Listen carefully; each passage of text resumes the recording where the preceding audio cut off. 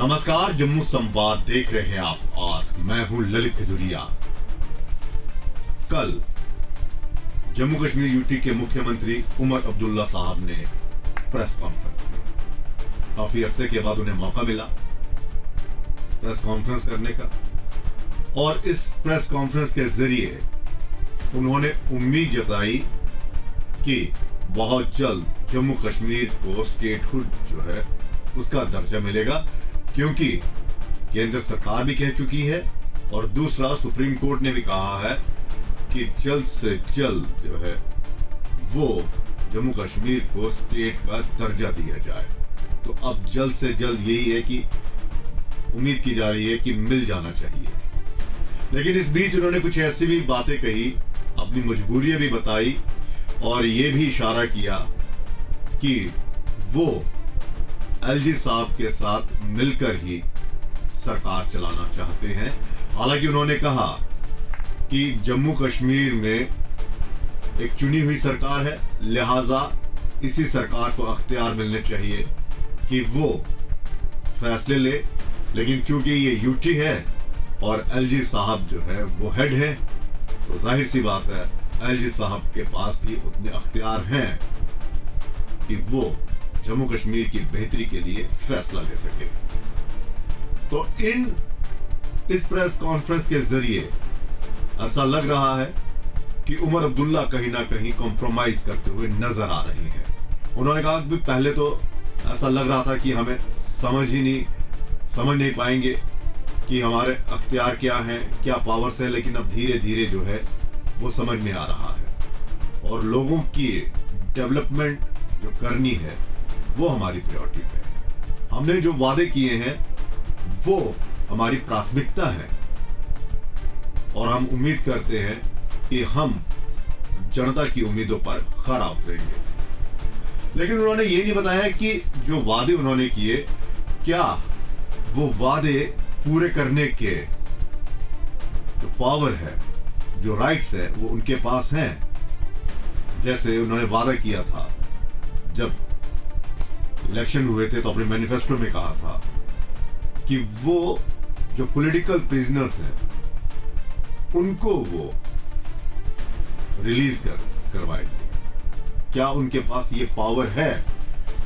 क्योंकि जेल के पीछे, सलाखों के पीछे एलजी सरकार ने डाला, क्योंकि उनकी ऐसी गतिविधियां थी, या फिर उससे पहले 370 जब हटाना था या हटाया गया, उस दौरान भी आपने देखा होगा कि कितने जो लोग थे उन्हें सलाखों के पीछे रखा, क्योंकि उनकी कुछ गतिविधियां ऐसी थी जो राष्ट्र के हित में नहीं थी, तो उसको मद्देनजर रखते हुए सलाखों के पीछे डाला। क्या उमर अब्दुल्ला साहब के पास वो राइट्स हैं, उनकी सरकार के पास वो पावर है कि जो उन्होंने मैनिफेस्टो में कहा था कि पॉलिटिकल जो प्रिजनर्स हैं उनको हम बाहर निकालेंगे? और क्या एलजी सरकार इतनी आसानी से उनको ये फैसला लेने देगी?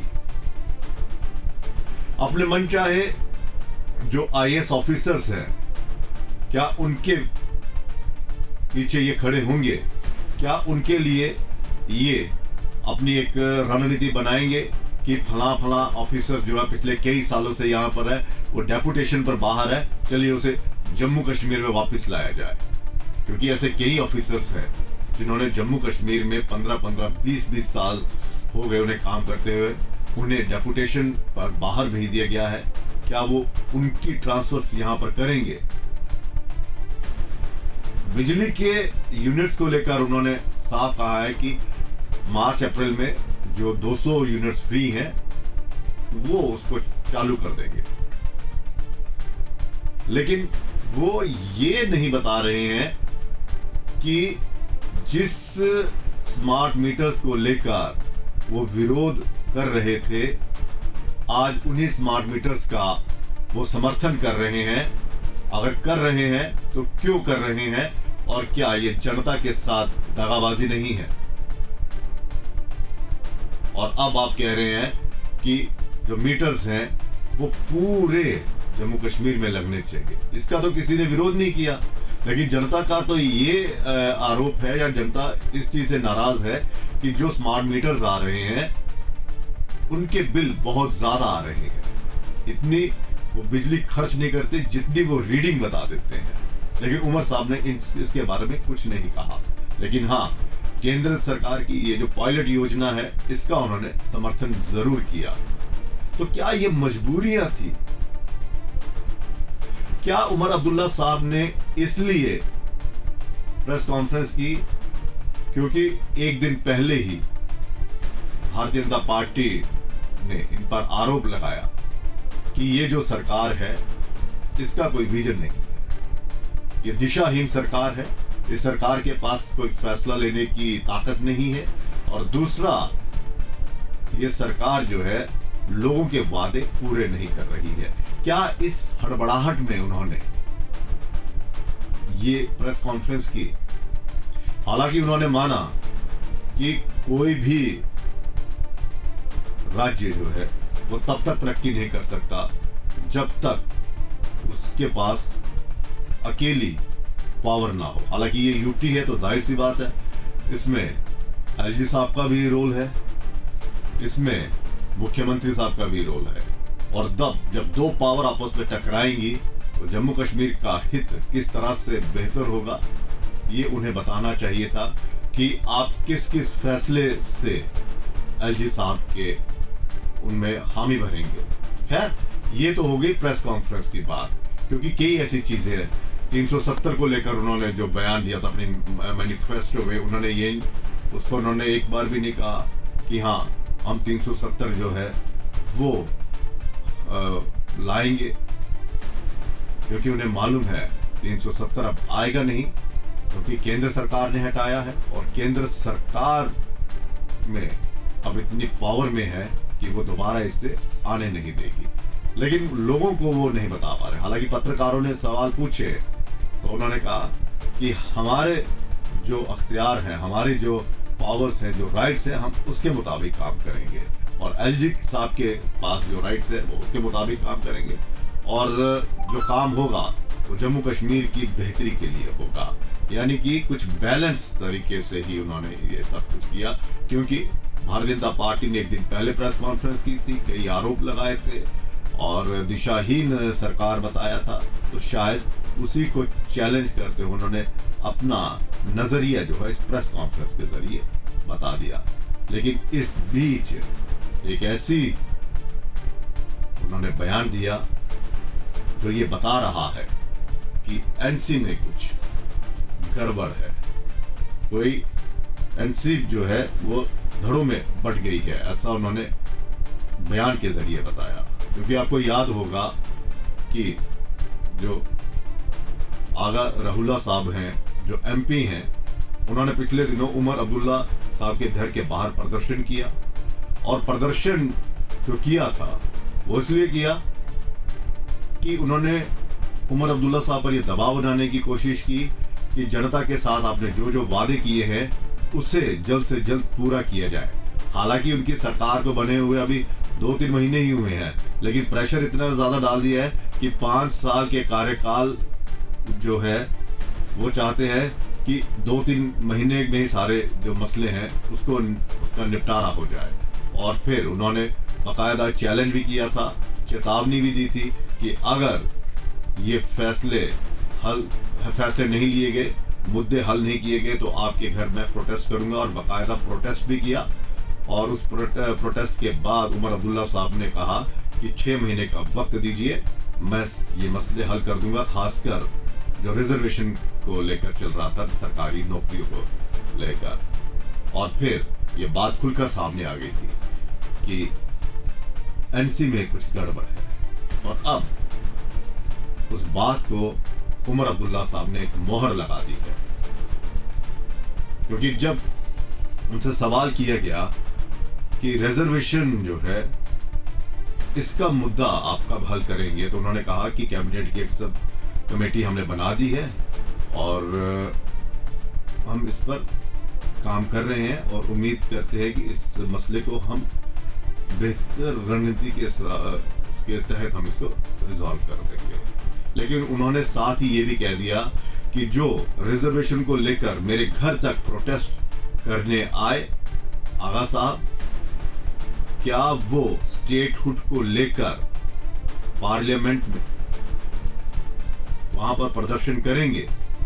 ये एक बहुत बड़ा सवाल है, क्योंकि रहुला जो है उन्होंने अपनी सरकार के खिलाफ ही बिगुल बजा दिया और अपनी सरकार के जो मुख्यमंत्री है उनके खिलाफ खुला मोर्चा खोल दिया और घर तक उनका प्रोटेस्ट उनका किया। और कारण यही था कि जो मैनिफेस्टो में वादे थे खासकर रिजर्वेशन को लेकर, उसको फटाफट हल किया जाए।